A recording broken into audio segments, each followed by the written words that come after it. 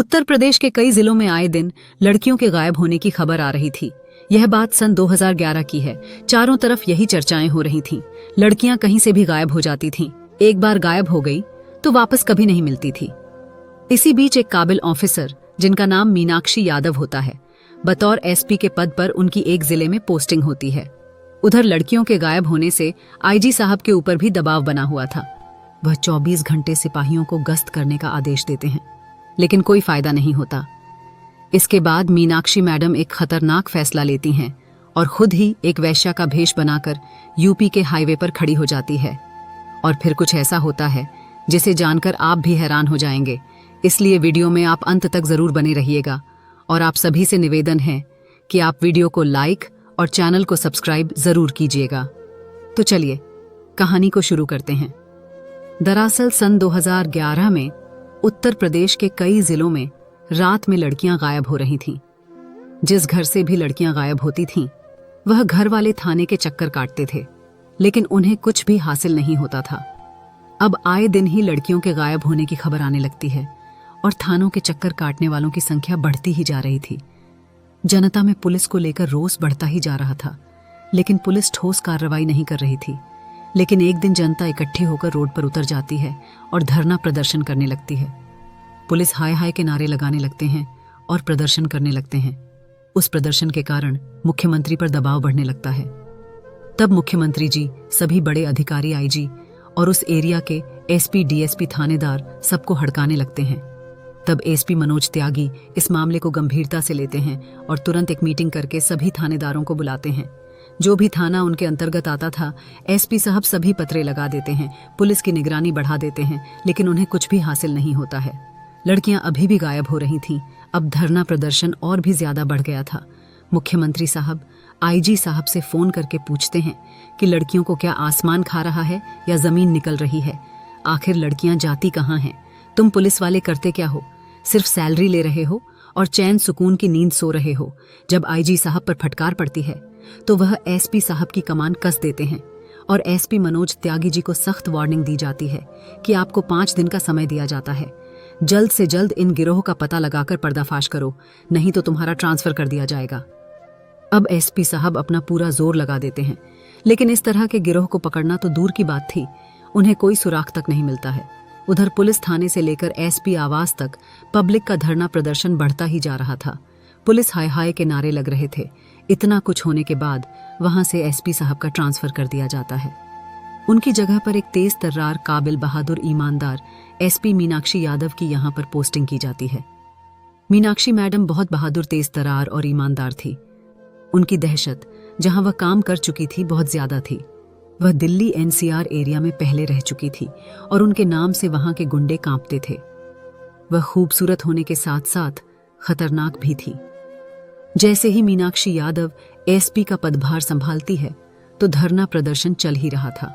फिर मीनाक्षी मैडम धरना प्रदर्शन कर रहे लोगों के बीच आती है, उन्हें शांत कराती है और बोलती है कि आप लोग हम पर भरोसा कीजिए।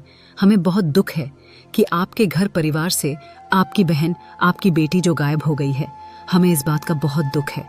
मैं भी एक लड़की हूँ और आपका दर्द भली भांति समझ सकती हूँ। बस आप लोग हम पर भरोसा रखिए, थोड़ा सब्र कीजिए। मैं कुछ ना कुछ करूंगी और बहुत जल्द ही यह केस सॉल्व कर दूंगी, क्योंकि अभी अभी मैंने यहाँ पर पदभार संभाला है। इस एरिया को समझने में मुझे 2-4 दिन का समय लगेगा।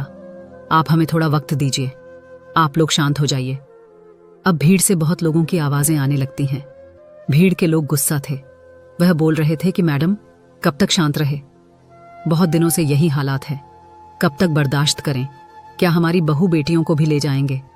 तब जाकर पुलिस वाले एक्शन लेंगे। तब एसपी मैडम उन्हें समझाती है और बोलती है, अगर आप ऐसे ही धरना प्रदर्शन करते रहेंगे तो कोई भी गलत आदमी पकड़ में नहीं आ पाएगा, क्योंकि वह आपके धरना प्रदर्शन से डरकर या तो अपने काम को बंद कर देगा या कुछ दिन के लिए शांत बैठ जाएगा। इसलिए बेहतर यही है कि आप लोग शांति से घर बैठ जाइए और हमारे ऊपर भरोसा रखिए। फिर मैडम वहीं माइक से ऐलान करती है और अपना फ़ोन नंबर सबको लिख देती है। बोलती है कि कहीं भी किसी को भी संदिग्ध आदमी दिखाई दे तो आप हमें तुरंत कॉल करना, और ऐसी किसी भी तरह की कोई मुसीबत आए तो आप हमें डायरेक्ट कॉल करना। आपको थाने में आने की ज़रूरत नहीं है। मैं सब कुछ मैनेज कर लूंगी। अब लोगों के बीच कानाफूसी शुरू हो जाती है। सभी लोग आपस में बात कर रहे थे कि जब इतने दिन से देख लिया है तो इन मैडम को भी एक बार मौका देकर जरूर देखना चाहिए। अब आम लोगों की भी सहमति बन जाती है और वह धरना प्रदर्शन बंद कर देते हैं और मैडम से बोलते हैं कि मैडम मेहरबानी करके जल्द से जल्द कुछ ना कुछ कीजिए। मैडम उन्हें संतोष देती है, लेकिन खुद भी बहुत टेंशन में आ जाती है कि आखिर गिरोह को कैसे पकड़े, क्योंकि उनके पास कोई जादू की छड़ी तो नहीं थी कि हाथ से घुमाओ और गिरोह पकड़ में आ जाए। तब मैडम बहुत सोचती हैं, लेकिन उन्हें कोई रास्ता दिखाई नहीं देता है। फिर वह अपने अंतर्गत आने वाले सभी थानों के दरोगा को बुलाती है और उन्हें बोलती है कि आप सभी कोई ना कोई आइडिया मुझे दीजिए। आप सभी की सलाह मैं जानना चाहती हूँ और सबका अपना अपना दिमाग होता है, कोई ना कोई तो अच्छा आइडिया दे देगा, चाहे वह इंस्पेक्टर हो चाहे सिपाही हो, मैं सबकी कद्र करती हूँ। मैडम की यह बात सुनकर सिपाहियों के बीच बहुत ही हर्ष उल्लास की भावना पैदा हो जाती है। वह अपना सीना चौड़ा कर लेते हैं कि एसपी मैडम हमारी इज्जत कर रही हैं। सभी अपने अपने विचार मैडम को बताते हैं। मैडम सभी की बात सुनती है और कई पैथरे आजमाती हैं, लेकिन नतीजा कुछ हासिल नहीं होता है। लड़कियां अभी भी गायब हो रही थीं, कभी कॉलेज से, कभी हॉस्पिटल से, तो कभी जॉब से। इसी तरह से लड़कियां गायब हो रही थीं। इसके चलते लड़कियां घर से निकलने पर 10 बार सोचती थीं, लेकिन कब तक घर से नहीं निकलेगी, क्योंकि किसी को नौकरी पर जाना है, किसी को कॉलेज जाना है, किसी को मार्केट जाना है। सभी के कुछ ना कुछ जरूरी काम होते हैं। आखिर यह कब तक चलेगा? लेकिन बीच बीच में मीनाक्षी मैडम उन्हें आश्वासन देती थी कि फिलहाल कुछ दिनों के लिए लड़कियां घर से बाहर ना निकले। अब लड़कियों का घरों से निकलना थोड़ा कम हो गया था। अब वह गिरोह अपना शिकार ढूंढ रहे थे, लेकिन शिकार मिल नहीं रहा था। गिरोहों के ऊपर से भी फोन आने लगते हैं कि अभी माल डिलीवर क्यों नहीं हो रहा है, कुछ तो करो, नहीं तो हमारा धंधा चौपट हो जाएगा, क्योंकि उनके तार विदेशों से जुड़े हुए थे। लड़कियों को किडनैप करके सीधा विदेश भेज देते थे और वहां उनसे गलत काम कराया करते थे। जब एसपी मैडम ने सब कुछ करके देख लिया, कोई रास्ता नहीं निकल रहा था, तो अंत में मैडम एक खतरनाक फैसला कर लेती है और अपने अंतर्गत आने वाले जितने भी थाना के सब इंस्पेक्टर और इंस्पेक्टर दोनों को बुलाती है। सभी इकट्ठा होते हैं। उनके सामने यह अपना एक पक्ष रखती हैं और बोलती हैं, मैंने एक निर्णय लिया है, इनमें मुझे आप लोगों का साथ चाहिए। तब सभी मैडम का साथ देते हैं। फिर एक स्टिंग ऑपरेशन शुरू होता है। मैडम एक वेश्या का भेष बनाती है और अपने गले के लॉकेट में और अपने शर्ट के बटन में कैमरा लगा लेती है, जिसका वीडियो रिकॉर्ड कंट्रोल एक थाने में हो रहा था, जहां 24 घंटे 2 इंस्पेक्टर की ड्यूटी लगी हुई थी और कुछ पुलिस की टीम हर वक्त हथियार लेकर कंट्रोल रूम के आदेश पर कार्रवाई करने के लिए बिल्कुल तैयार थी। और फिर मैडम एक वेश्या बनकर मेन हाईवे पर मार्केट से थोड़ा अलग सुनसान रास्ते पर चल देती है। मैडम छोटे छोटे कपड़ों में अपना पर्स लेकर, लिपस्टिक लगाकर और गले में लॉकेट डाले हुए जिसमें कैमरा लगा हुआ था, जाकर हाईवे पर खड़ी हो जाती है। फिर एक जो गिरोह का खबरी था उन्हें खबर देता है कि हाईवे पर एक लड़की खड़ी है। गिरह वाला तुरंत खबर पाकर मैडम के पास पहुंच जाता है, उनसे बातचीत करता है। उसको देखते ही वह समझ जाता है कि यह तो ऐसे ही मान जाएगी, इसके साथ जबरदस्ती करने की कोई जरूरत भी नहीं है। वो लड़का पूछता है, कितना लोगी मैडम? एसपी मैडम बोलती है, पूरे 1000 रुपए। फिर वो बोलती है, चलना है तो चल, नहीं तो टाइम खोटी मत कर। अब एसपी मैडम की टपोरी लैंग्वेज सुनकर गिरोह वाले को विश्वास हो जाता है कि यह वैसे पहले से ही है। अब वह आदमी बोलता है कि मैं तुम्हें 1000 नहीं 2000 दूंगा, लेकिन मेरी एक शर्त है, तुम्हें मेरे घर चलना पड़ेगा। इधर मैडम फिर से टपोरी लैंग्वेज में बोलती है, अरे नारे, तेरे घर नहीं जाना, अपने को तेरी बीवी का खिच नहीं मांगता। फिर वो आदमी बोलता है कि मेरी बीवी मेरे घर पर नहीं है, वो मायके गई हुई है, तुम्हें घर चलना पड़ेगा।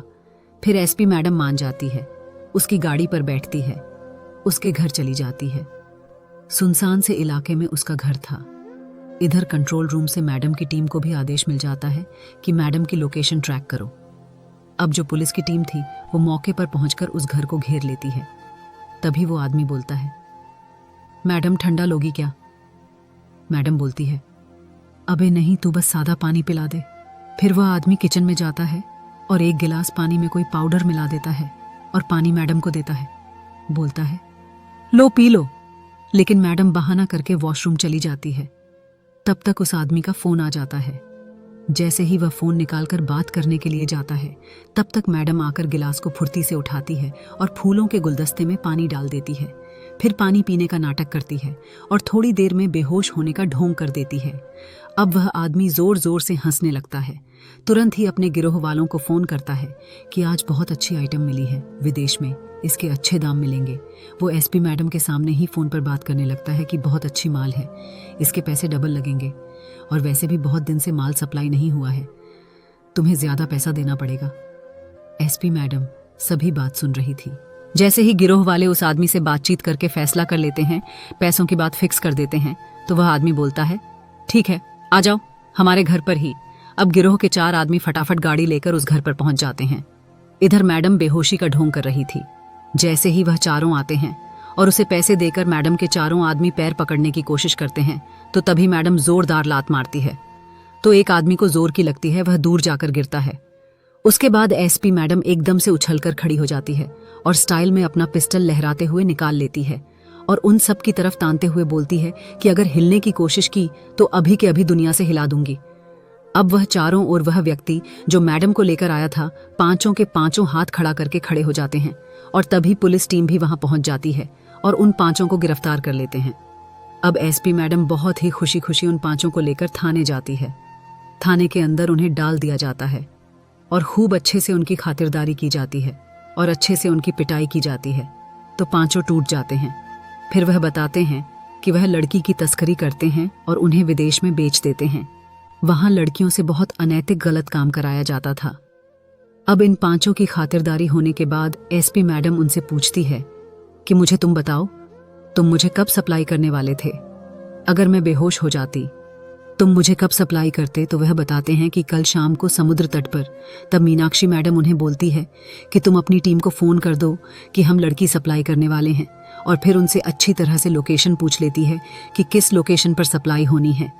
फिर मीनाक्षी मैडम अपने बड़े ऑफिसर को फ़ोन करती है कि हमें बहुत ज़्यादा पुलिस बल चाहिए होगा, और उन्हें कई पुलिस बल प्रोवाइड भी कर दिया जाता है। और अगले दिन सुबह से ही वरसादी वर्दी में पुलिस वाले पूरे समुद्र तट को घेर लेते हैं जहां लड़की के तस्कर आने वाले थे, और जैसे ही वह एंटर करते हैं उन्हें चारों तरफ से घेर लिया जाता है और उन्हें भी पकड़ लिया जाता है। इसके बाद एक एक करके एक ही दिन में कई अलग अलग जगहों पर छापेमारी की जाती है और सभी गिरोह वालों को पकड़ लिया जाता है। अब दूसरे दिन अखबार की हेडलाइन में मीनाक्षी यादव मैडम की बहादुरी का किस्सा छपा हुआ था और बहुत सारी पब्लिक उनके आवाज़ पर आती है। फिर सभी मीनाक्षी मैडम को बहुत बहुत धन्यवाद करते हैं। बड़े बड़े ऑफिसर भी उनकी खूब तारीफ करते हैं और मुख्यमंत्री पर्सनली मीनाक्षी मैडम की तारीफ करते हैं और उन्हें प्रमोशन भी दे देते हैं। तो ये थी आज की कहानी। आपको कैसी लगी? मीनाक्षी मैडम की बहादुरी के लिए एक लाइक ज़रूर करें और मीनाक्षी मैडम के बारे में आपकी जो भी राय है कमेंट करके अवश्य बताइए। अगर कहानी आपको ज़रा भी पसंद आई हो तो वीडियो को लाइक कर दीजिए और चैनल को सब्सक्राइब ज़रूर कीजिएगा। तो मिलते हैं फिर से एक नई और इंटरेस्टिंग कहानी में। तब तक के लिए धन्यवाद। जय हिंद, जय भारत।